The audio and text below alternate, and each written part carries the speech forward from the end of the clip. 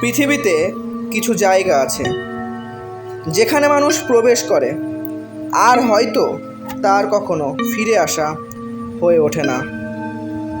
জাপানের ফুজি পর্বতের পাদদেশে আছে এক অভিশপ্ত বন, আওকিগাহারা। মানুষ একে ডাকে সুইসাইড ফরেস্ট নামেও। প্রায় ৩৫ বর্গ কিলোমিটারের এই জঙ্গল দিনের আলোতেও অন্ধকারে ঢাকা থাকে। এত ঘন গাছপালা যে সূর্যের আলো প্রায় ঢোকেই না বললে চলে। ভেতরে ঢুকলে চারপাশে শুধু অস্বাভাবিক নীরবতা, বাতাস নেই, পাখির ডাক নেই, যেন প্রকৃতি নিজেই মৃত। আর সেই নিস্তব্ধতা ভেঙে দেয় শুধু একটি জিনিস, মৃত্যুর দড়ির। প্রতি বছর প্রায় অসংখ্য মানুষ এখানে এসে নিজের জীবন শেষ করে। গাছে ঝুলন্ত দড়ি, মাটিতে ছড়িয়ে থাকা কাপড়, ব্যাগ আর কঙ্কাল এই জঙ্গলের সাধারণ দৃশ্য। জাপানের পুলিশ প্রতি বছর লাশ খোঁজার টিম পাঠায়। হ্যাঁ, ঠিকই শুনেছেন, এখানে মৃতদেহ খুঁজে বের করার জন্য আলাদা দলও আছে।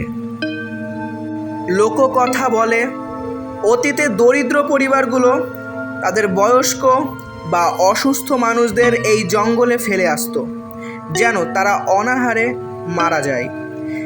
সেই অভিশাপ আজও নাকি এই বনের গায়ে লেগে আছে।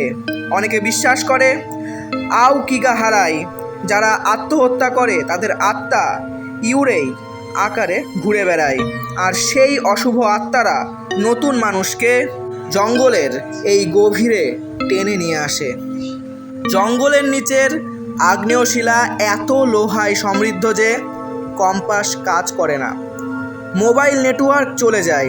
ফলে যারা ভেতরে ঢোকে তারা দিক হারিয়ে ফেলে।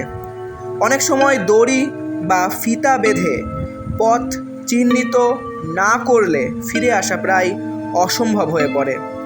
এ কারণেই এই বন একদিকে বৈজ্ঞানিকভাবে বিপজ্জনক, আর একদিকে মানসিকভাবে দমবন্ধ করা ভয়ঙ্কর এক বনের পরিচিতি লাভ করেছে।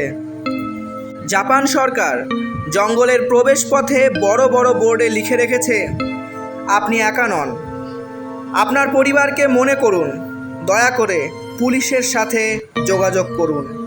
তবুও মানুষ যেন অদ্ভুত টানে এখানে আসে, আর অনেকেই আর ফিরে যায় না। এই রহস্যের উন্মোচন আজ পর্যন্ত করে ওঠা সম্ভব হয়ে ওঠেনি। আওকিগাহারা শুধু একটি বন নয়, এটি মানুষের হতাশা, অন্ধকার আর মৃত্যুর প্রতীক।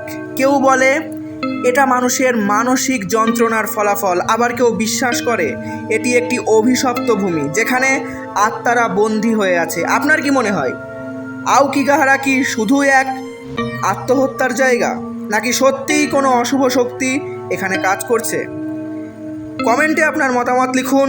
আর যদি এমন ভয়ঙ্কর রহস্যময় জায়গার গল্প শুনতে চান তবে অবশ্যই সাবস্ক্রাইব করুন আমাদের এই চ্যানেলটিকে। ধন্যবাদ ভিডিওটি শেষ পর্যন্ত দেখার জন্য।